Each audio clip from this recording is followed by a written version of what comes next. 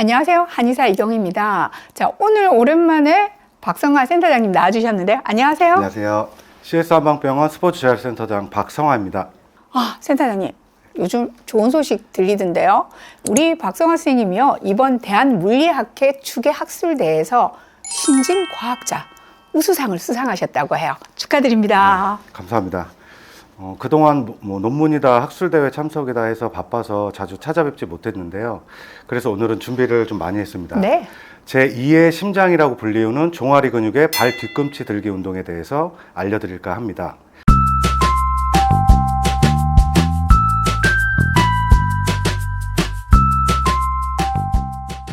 오호, 발 뒤꿈치 들기 운동은 방송 등에서도 자주 등장해서 우리에게 좀 친숙한 운동이죠. 별다른 준비 없이 언제 어디서나 때와 장소를 가리지 않고 할 수 있는 운동이다 보니까 너무 간단해 보여서 그 효과가 상대적으로 좀 평가절하된 운동이기도 하죠. 네, 맞습니다.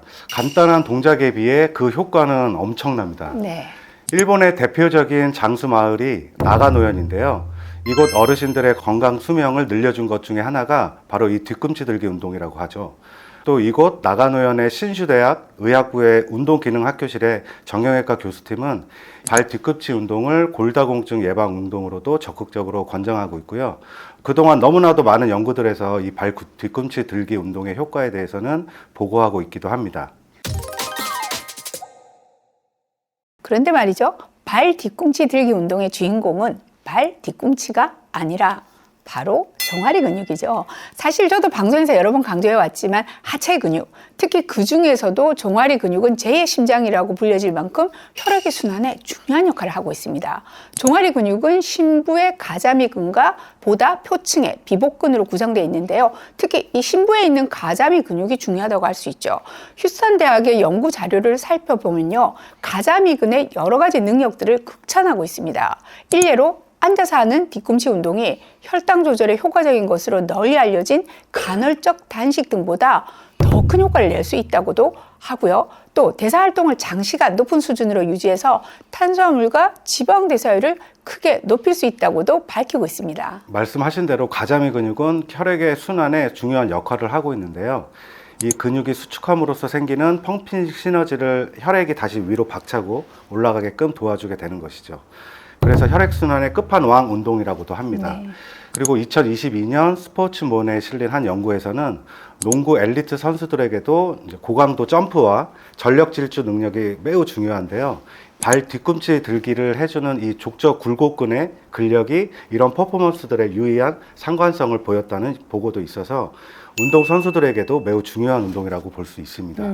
2017년에 저널 오브 어플라이드 피지올로지에 실린 연구에서는 발의 아치를 유지시켜주는 족저 굴곡근의 빠른 힘 생성 능력과 하퇴 삼두근 활성화가 크게 증가했다는 결과가 나와서요. 족저근막염 치료와 예방에도 역시 좋을 것으로 기대가 됩니다. 여기서 제가 딱 떠오른 영상이 있는데요. 가자미 근육의 운동으로 제2의 심장 펌프가 잘 작동하게 되면 하지로 몰리는 정맥의 우려를 방지해 주겠죠. 장시간 서 있거나 운동 부족이 되면 다리의 정맥혈들이 정체되고 와류되면서 혈전이 쉽게 생기게 되는데요. 발 뒤꿈치 들기 운동은 바로 이런 혈전 생성의 위험성을 감소시키는 효과가 탁월합니다. 얼마 전에 이기호 선생님과 함께 다뤘던 이코노미 클래스 증후군 다뤄봤었잖아요. 이외에도 입원했을 때처럼 장시간 누워있는 분들도 다리에 생기는 혈전이 폐동맥을 막게 돼서 폐경색이나 폐색전증이 생길 수 있는데요. 오늘 알려드릴 이 운동으로 미리 예방하시면 좋겠습니다. 여기에 더불어서 갑자기 일어서면 어지러운 분들, 특히 여성분들 많으실 텐데요. 이 기립성 저혈압에 여러 가지 원인이 나타나서 생길 수 있지만 종아리 근육의 약화로 상부 쪽으로 혈액의 순환이 원활하지 못해서 발생한다는 이 요인도 작용할 수 있거든요. 무엇보다 꼭 권하고 싶은 분들 또 있습니다. 먹는 양도 똑같고 활동량도 비슷한데 혈당 조절이 잘 안 되시는 분들도 계시죠. 자, 이런 분들에게 근육량을 체크해 보도록 권고하고 있는데요. 근육, 특히 하지의 근육은 혈당의 저장고 역할을 하는 만큼 하지 근육 강화로 당뇨 관리에도 도움을 받을 수 있겠습니다. 여기에 고령층의 근감소증 위험에 대한 경고가 많은데요. 근감소증 예방 관리에도 또 도움이 되겠고요. 너무 많은데요. 네, 그리고 또 사무실에서 오랫동안 책상에 앉아서 근무하시는 분들에게도 아주 유용합니다. 이 앉아서 뒤꿈치 들기 운동을 틈틈이 해주시면 작은 노력으로 큰 병을 막을 수 있는 굉장히 좋은 운동이라고 할 수 있겠습니다. 그리고 허리 디스크나 허리 질환이 있으신 분들, 코어 운동의 중요성을 제가 입이 닳도록 계속 말씀을 드렸는데요. 이 뒤꿈치 들기 운동이 허리 근육과 코어 강화에도 큰 도움을 줍니다. 너무 좋은 운동이라 장점만 해도 길어졌는데요. 마지막으로 겨울철에 낙상사고 조심하셔야 되는데요. 뒤꿈치 들기 운동은 발목의 가동 범위와 걸을 때 몸의 중심을 앞꿈치 쪽으로 잘 이동하게 하고 앞으로 박차게 나갈 수 있게 잘 도와주기 때문에 그만큼 낙상의 위험에서 예방을 하실 수가 있게 됩니다. 하지만 올바른 방법으로 해야 하는데요. 도신이 정확한 방법과 주의사항을 알려드리도록 하겠습니다. 같이 가보실까요? 네.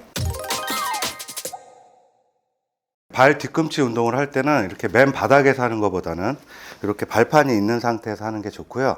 만약에 집에 발판이 없으면 두꺼운 책으로 하셔도 됩니다.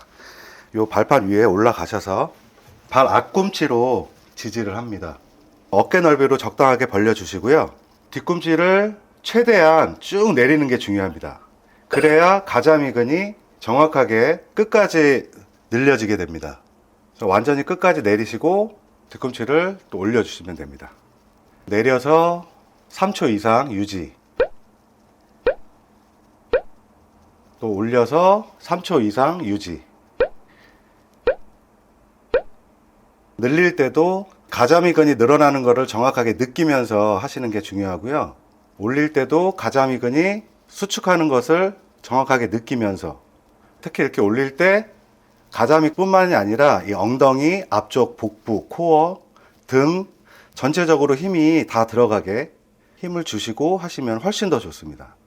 그리고 올릴 때 반동으로 이렇게 올리시면 가자미근의 수축이 방해가 되기 때문에 반동으로 그냥 바로 이렇게 올라오지 마시고요.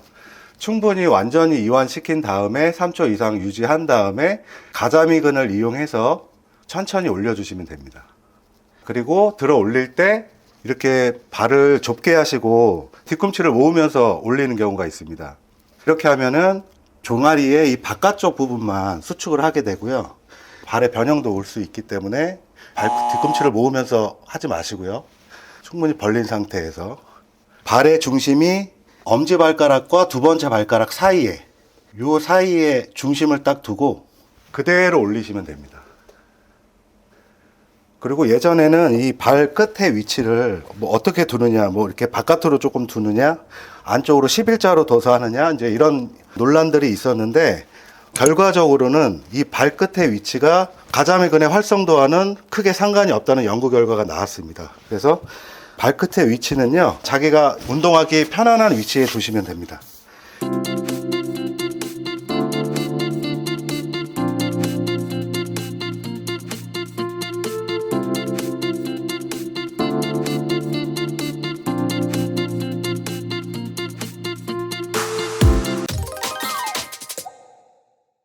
이렇게 간단한 운동이 이렇게나 많은 질환을 예방해 준다니 안 할 이유가 없겠죠. 다시 한번 강조드리자면 발 뒤꿈치 들기 운동은 치매, 고혈압, 하지 정맥류, 하지 부종, 그리고 각종 말초 질환, 다리 저림 등의 예방, 또 무릎 통증 완화, 여기에 어지럼증 개선과 심장 강화, 뱃살도 빠지게 하는 일석. 그러니까 이게 도대체 몇 조인지 말 그대로 종합 선물 세트 같은 운동이라고 할 수 있습니다. 자, 이렇게 좋은 선물 세트 갖고 와주신 박성화 선생님, 그리고 끝까지 시청해주신 구독자분들께 감사드립니다. 연말 잘 보내세요. 감사합니다.